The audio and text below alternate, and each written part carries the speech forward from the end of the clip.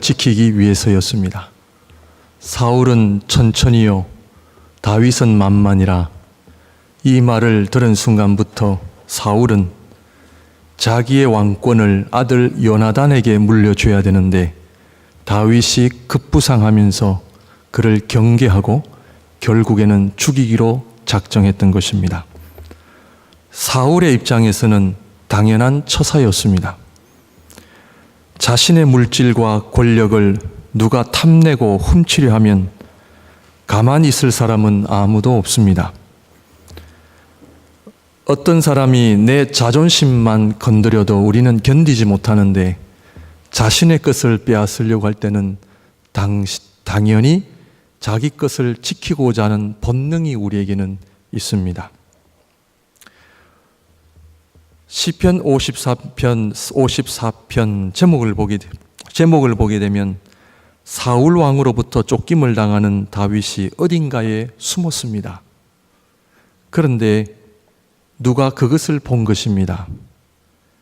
그러면 불쌍한 다윗을 좀 도와주면 얼마나 좋을까요? 그런데 그것을 또 사울 왕에게 가서 고자질을 합니다. 사무엘상 23장을 보게 되면 10사람들이 다윗이 어디에 숨어 있는지를 사울 왕에게 고자질하는 장면이 나옵니다. 왕이시여, 당신이 그렇게 찾으시는 다윗을 우리가 보았습니다. 힘 있고 권력 있고 재력 있는 사람들에게 잘 보이려는 인간의 본성이 드러나고 있음을 보게 됩니다. 이러한 사람들을 향해서도 누가 손가락질 할 수 있겠습니까?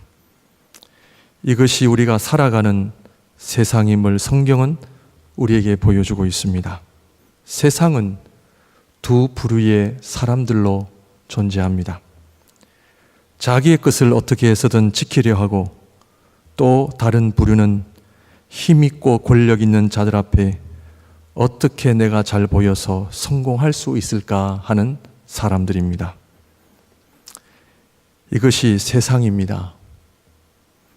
이런 세상에서 우리 신앙인들은 어떻게 살아야 합니까?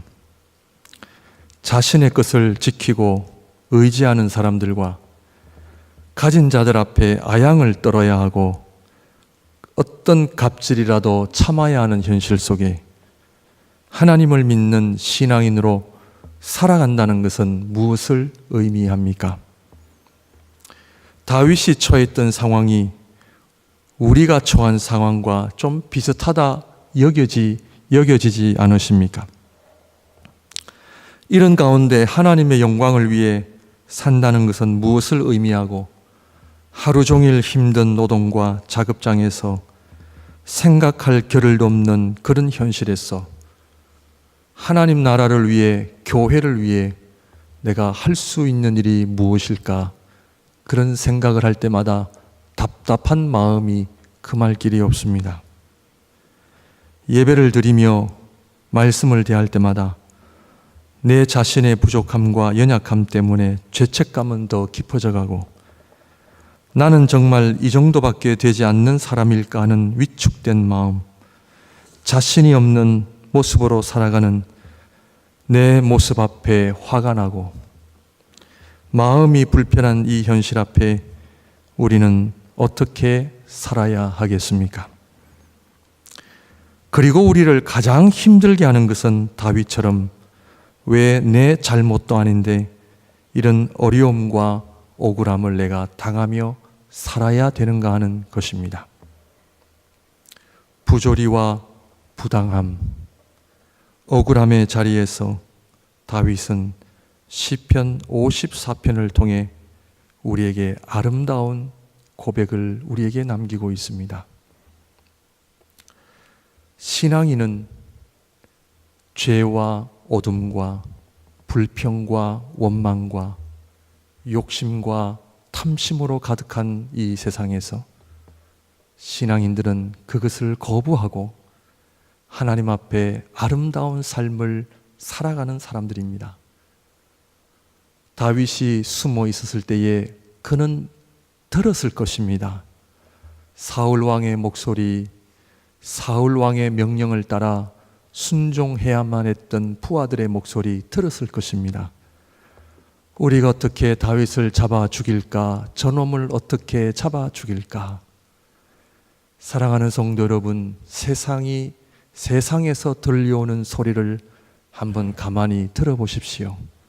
모두 다 미움과 불평과 원망과, 내가 어떻게 하면 저 사람을 짓밟고 넘어서야 내 속이 좀 후련하고, 내가 원하는 삶을 살아야 내가 좀 편한데, 내가 왜 저 사람한테 무시를 당하고, 내가 왜 저 사람한테 자존심이 짓밟힘을 당하고, 이런 여러 가지 온갖 그 어둠의 소리에 가득 찬 그 세상에서 오늘 이 다윗은 한편의 아름다운 신앙으로 우리에게 다가오고 있습니다.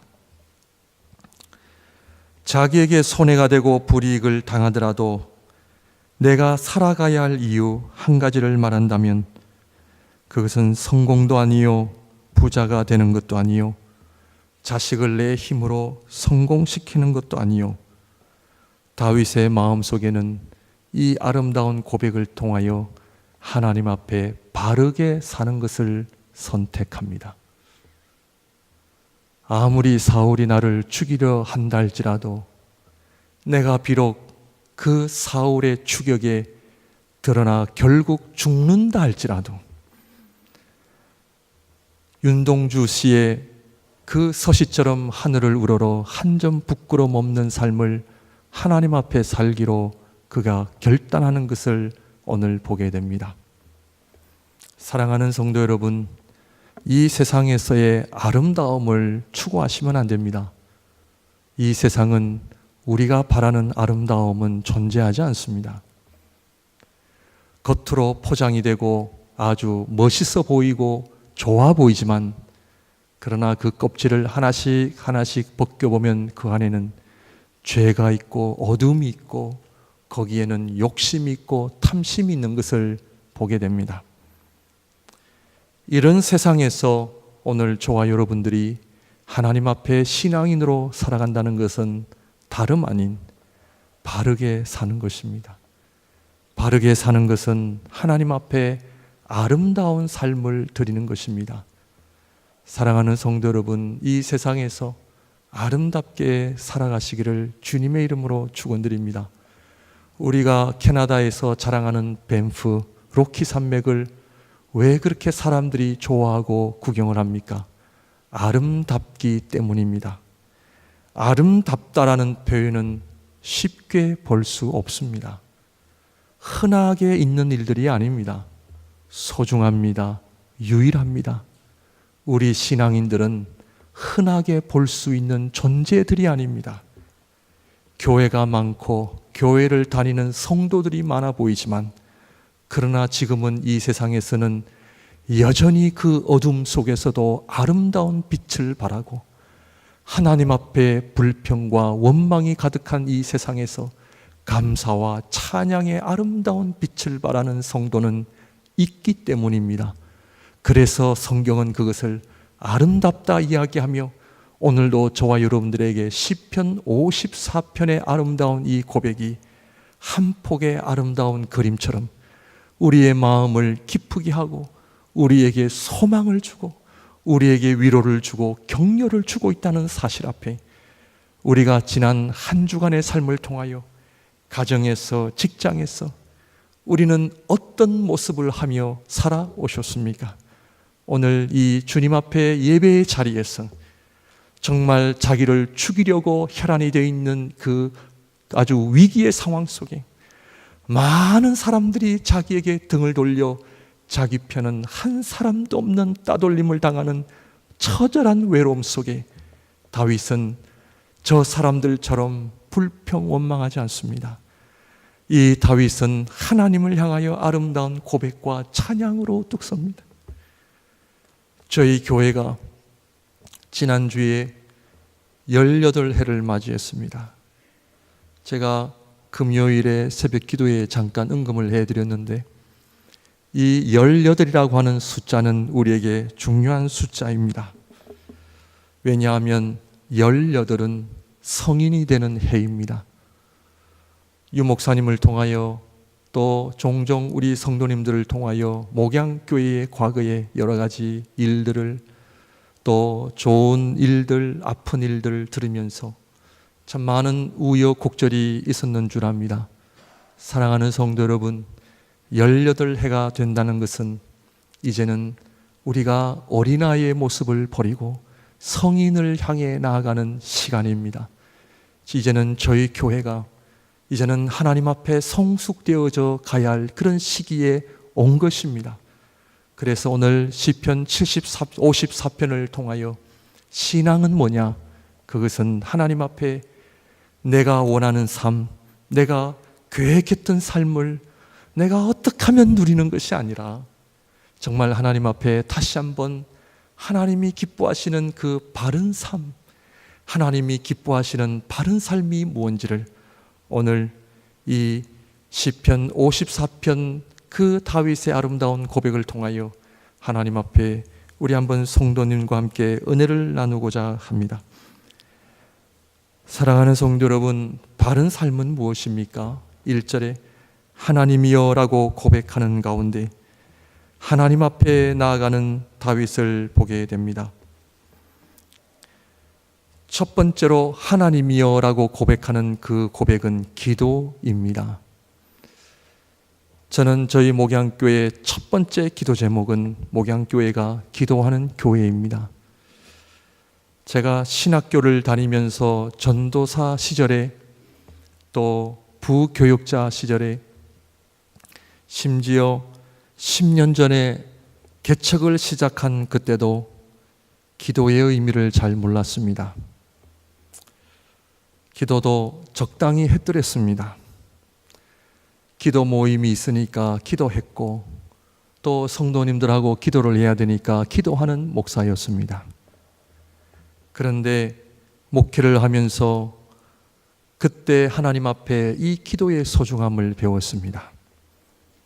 왜냐하면 왜 다윗이 하나님 앞에 기도의 자리로 나아가는 이유가 어디에 있습니까?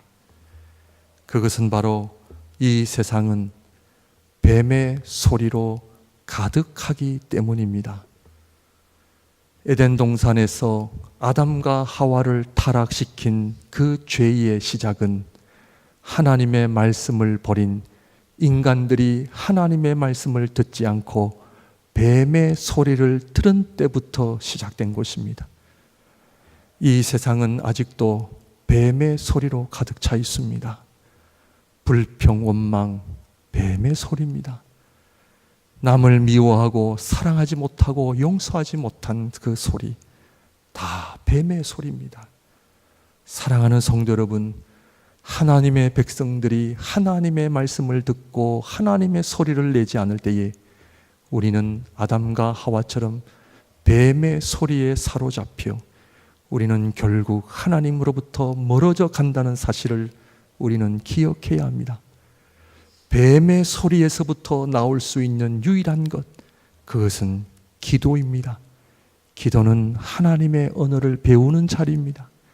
기도는 하나님의 말씀을 듣는 자리입니다. 성도님들, 지금 자기를 죽이려고 하는 그 자리에서 하나님이여라는 고백이 나올까요? 안 나올까요? 이게 가능할까요? 가능하지 않을까요? 우리가 성경을 묵상하는 훈련이 필요합니다. 들키면은 죽을 수밖에 없는 그 위기의 상황 속에 하나님이여라고 고백할 수 있는 사람은 많지 않습니다. 자기를 죽이려고 덤벼드는 원수를 향해 욕을 하든지 저주를 하든지 온갖 종류의 불평과 원망을 다 끄집어내어 자기의 신세를 한탄하든지, 이것이 세상입니다. 이것이 뱀의 소리에 지배를 받는 인간들의 삶입니다. 그러므로 신앙은 보통이 아닙니다. 내가 신앙인이 된다라고 하는 것은 특별한 은총입니다. 죽을 수도 있는 그 자리에 불평 원망이 아니라 하나님을 향하여 하나님이여라고 고백할 수 있는 것은 전적인 하나님의 은혜가 아니고서는 표현할 수 없는 고백입니다. 하나님 백성의 특권이요 은총입니다. 기도의 자리에 소중함을 아는 사람, 어떠한 상황 속에서도 불평 원망이 아니라 하나님 앞에 감사와 찬양으로 나올 수 있다는 것, 그것 자체가 복입니다.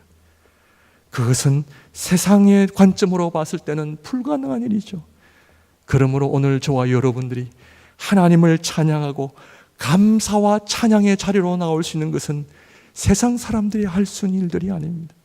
그것은 선택받은 하나님의 백성들이 할 수 있는 특권이요 은혜의 자리요 은혜의 고백인 줄 믿습니다. 사랑하는 성도 여러분, 바르게 사는 첫 번째는요, 하나님이여, 이 하나님이여라는 고백에는 여러 가지 의미가 포함되어 있습니다. 그 중에 한 가지를 말씀드린다면 하나님 중심의 삶을 다윗은 고백하고 있는 것입니다.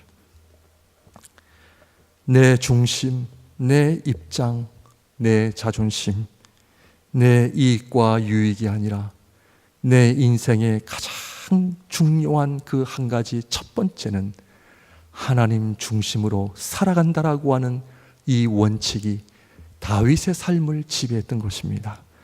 어떠한 상황 속에서도 하나님의 영광, 정말 내가 하나님 앞에 불평과 원망과 어떻게 저 사람들이 나한테 그럴 수가 있어라고 그런 고백을 할 수밖에 없는 자리에서도 다윗은 하나님을 향하여 하나님의 이름을 부르며 하나님 앞에 나아가는 그의 모습을 통하여 하나님 중심의 삶을 구했던 것입니다.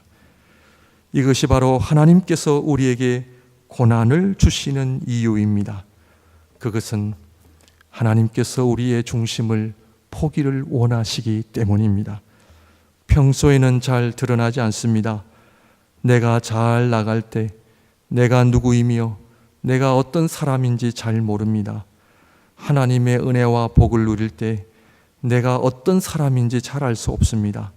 그런데 고난이 찾아오고 시련이 찾아오면 내 중심이 어디에 있는지가 드러납니다. 하나님께서는 우리의 중심을 포기를 원하십니다. 그래서 정말 우리가 이해할 수 없는 고난도 주시는 이유가 바로 여기에 있는 것입니다. 사랑하는 성도 여러분, 우리는 하나님의 백성들이요 하나님께서 귀히 여기시는 신앙인들입니다. 뱀의 소리에 지배를 받는 자들이 아니라 천국 언어가 지배되어지는 삶, 하나님의 언어를 사용하는 천국 백성인 줄 믿습니다. 저와 여러분의 가정 안에, 교회 안에 뱀의 소리를 다 물리치시기를 주님의 이름으로 축원드립니다. 하나님의 언어를 회복하시기를 바랍니다.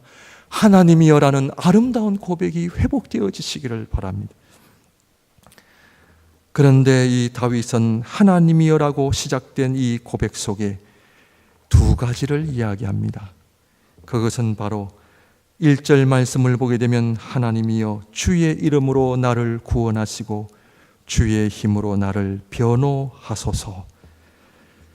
주의 이름과 주의 힘을 말하고 있습니다.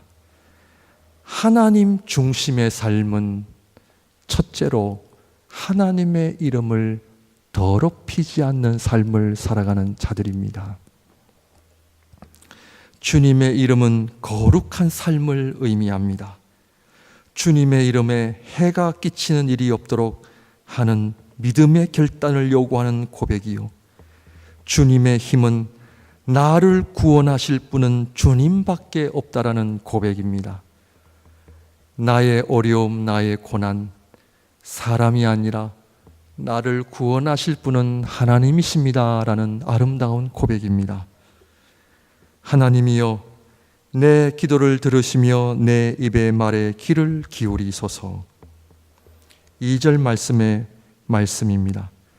하나님이여 내 기도를 들으시며 내 입의 말에 귀를 기울이소서. 좀 전에 다윗이 자신을 죽이려고 하는 사람들의 말을 들었을 가능성이 많습니다. 왜냐하면 다윗은 주로 이 산에 이 자연이 있는 많은 곳에 숨어 있었잖아요. 여러분, 이 자연에 있으면 이 사람의 목소리가 얼마나 잘 전파되는지 아십니까? 그런데 오늘 이 다윗의 고백을 보십시오. 사람들이 하나님 앞에 함부로 내뱉는 그 말 속에 다윗은 2절 말씀에 하나님이여 내 기도를 들으시며 내 입의 말에 귀를 기울이소서.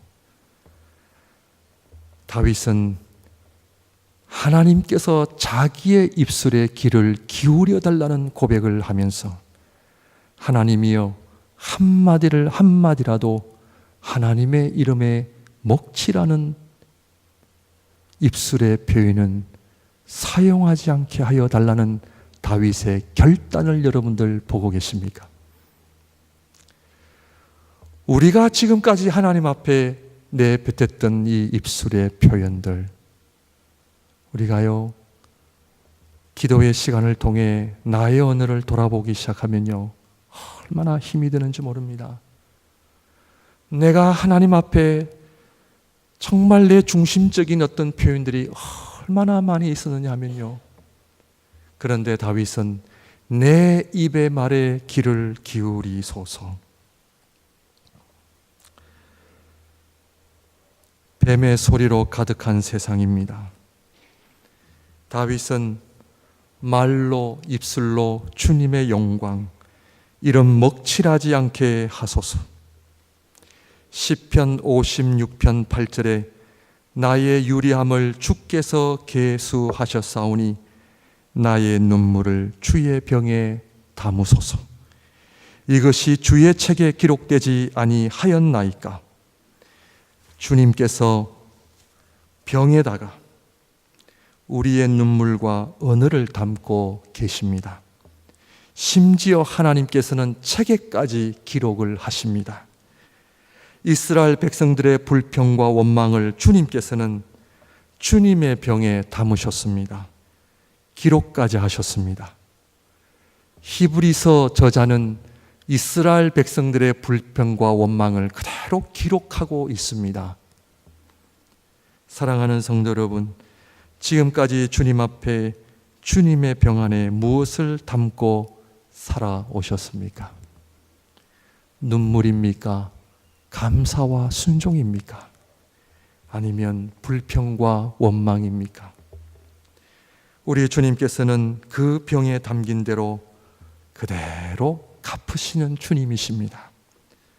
성도는 기도하지 않으면 100% 불평하고 원망합니다.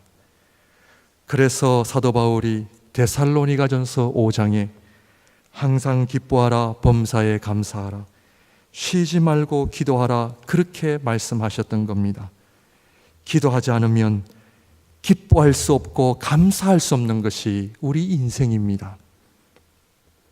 시편 70편 8절에 다윗은 이런 결단을 합니다.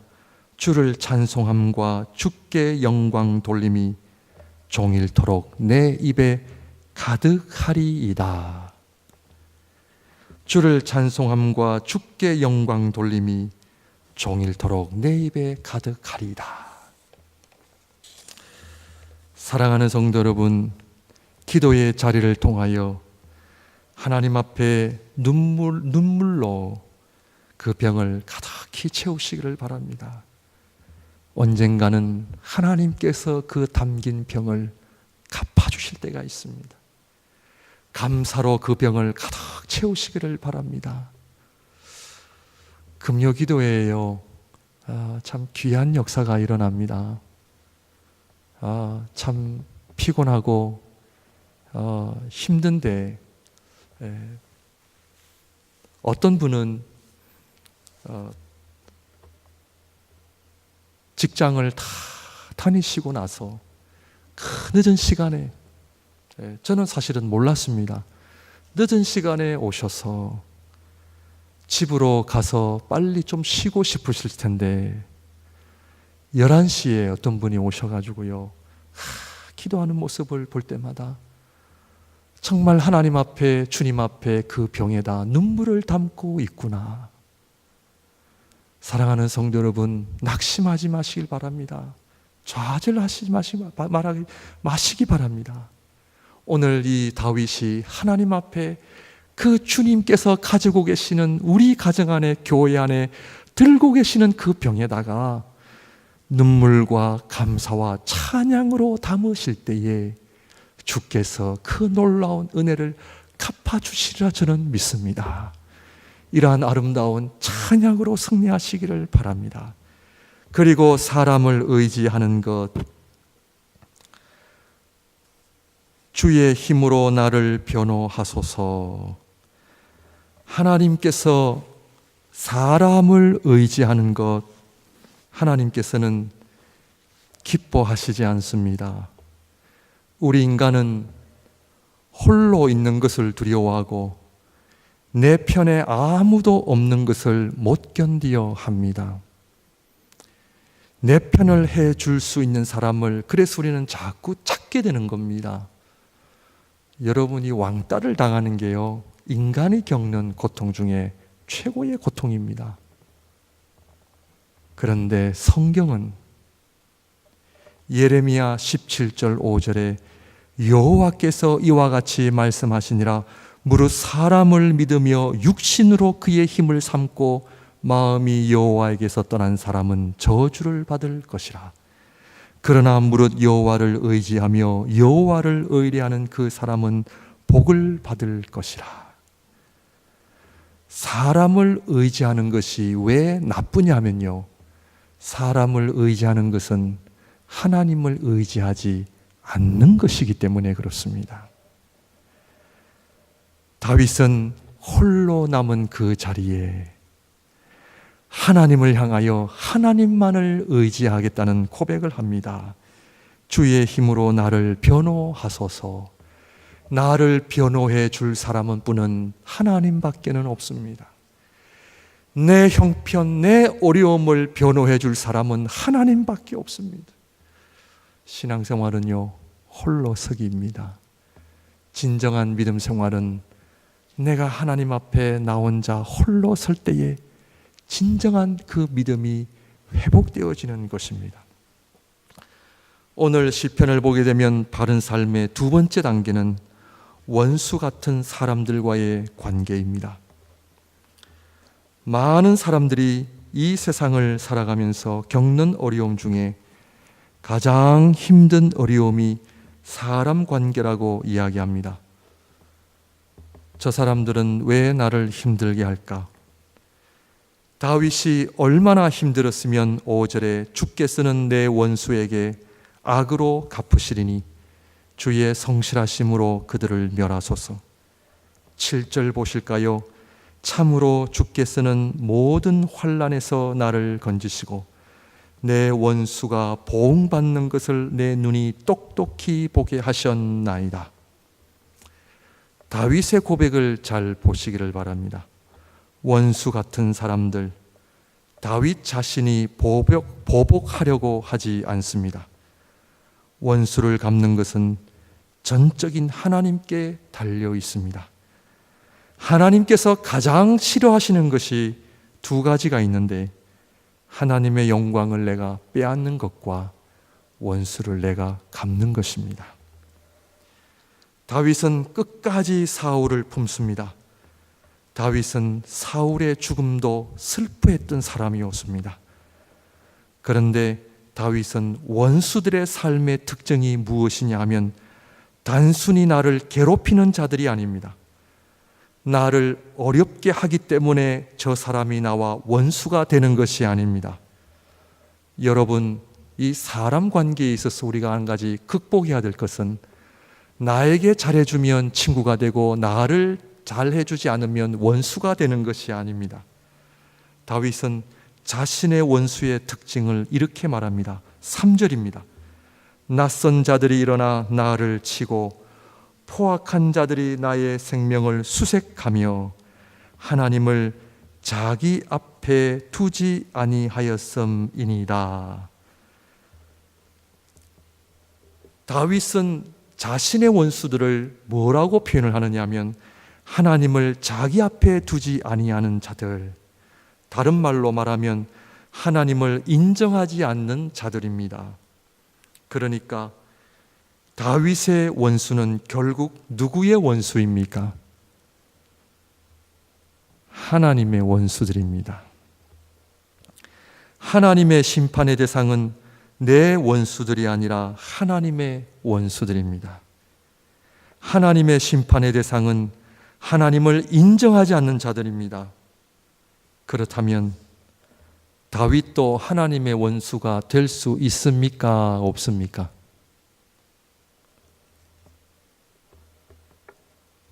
다윗도 하나님의 원수가 될 수 있음을 그가 고백합니다. 그래서 다윗은 고난 가운데서도 하나님을 인정하지 않는 실수를 범하게 될까 봐 하나님이여 하면서 하나님 중심의 자리로 나아갔던 것입니다. 왜냐하면 다윗의 고백은 하나님의 원수가 되는 자리로 나아가지 않기 위해서입니다.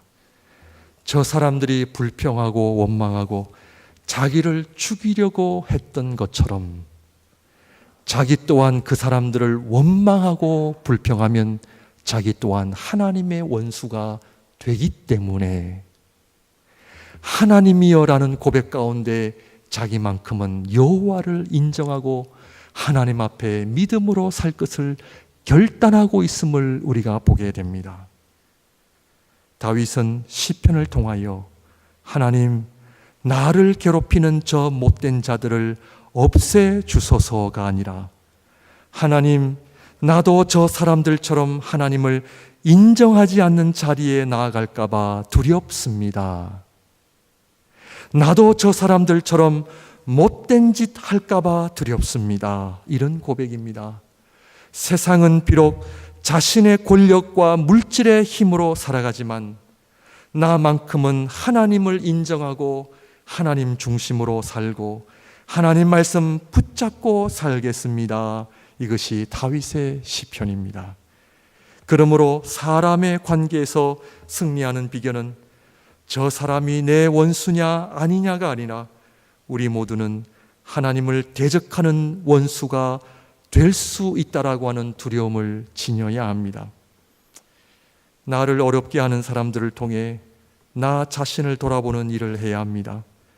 저 사람이 나에게 해를 끼치고 있다면 나 또한 다른 사람을 어렵게 할 수 있는 존재임을 알아야 하기 때문입니다.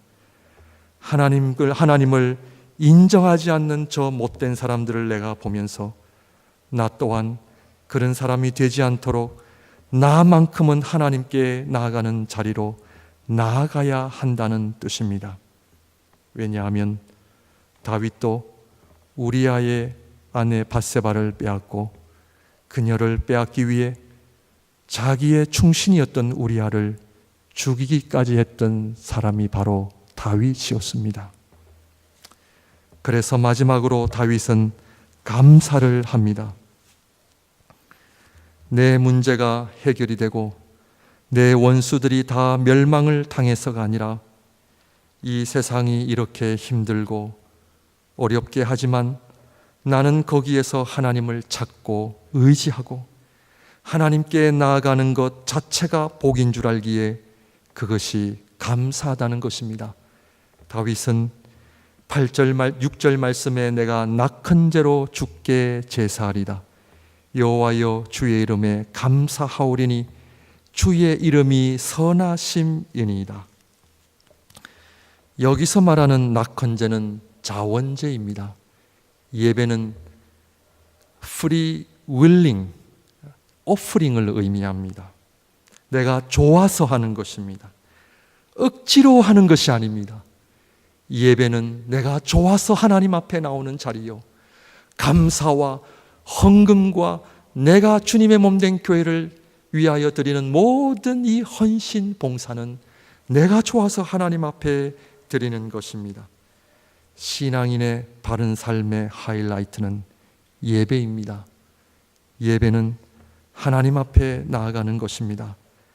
내가 하나님 앞에 예배할 수 있는 것, 예배의 자리가 나에게 가장 복된 일입니다. 내가 기도하는 자리, 말씀을 배우는 자리, 하나님 앞에 나아가는 자리, 이것이 복입니다. 신앙생활의 본질은 하나님께 나아가는 것입니다. 여러분, 교회의 본질은 모임이 아닙니다. 예배입니다. 샘터도 모임이 아닙니다. 샘터 모임도 예배가 되어야 합니다. 하나님께 나아가는 자리가 모임입니다. 그것이 우리 인생의 본질이요, 하나님께서 기뻐하시는 것이 바로 예배이기 때문입니다. 각 샘터마다 모임을 하지 마시기를 바랍니다. 예배의 회복이 일어나시기를 바랍니다. 하나님께 나아가는 일들이 일어나시기를 바랍니다. 이런 말이 있습니다. 오늘날 주일은 있는데 안식은 없고, 교회 안에 사람은 있는데 성도가 없고, 교회 봉사는 있는데 경건과 영성은 없고, 예배 순서는 있는데 예배는 없다고 말합니다. 사랑하는 성도 여러분, 여러분 삶에 예배가 있습니까? 하나님 앞에 나오는 시간과 자리가 있습니까? 어떤 모임도 하나님 앞에 나오는 자리가 아니면 하나님의 영광이 드러나지 않습니다. 하나님과 상관이 없는 모임일 뿐입니다. 우리 사랑하는 목양교회, 이제는 하나님 앞에 바른 삶을 위해 존재함을 믿습니다. 하나님이여 기도하는 교회가 되게 하여 주시고, 사람과의 관계 속에 내가 저 원수가 아니라 내가 하나님을 대적하는 그 자리에 갈까봐 두려워하는 하나님의 성도들이 되시고, 그리고 하나님 앞에 우리 신앙의 본질인 예배의 자리, 하나님께 나아가는 삶이 회복되어지시는 주님의 놀라운 축복이 있으시기를 주님의 이름으로 축원드립니다. 기도하겠습니다.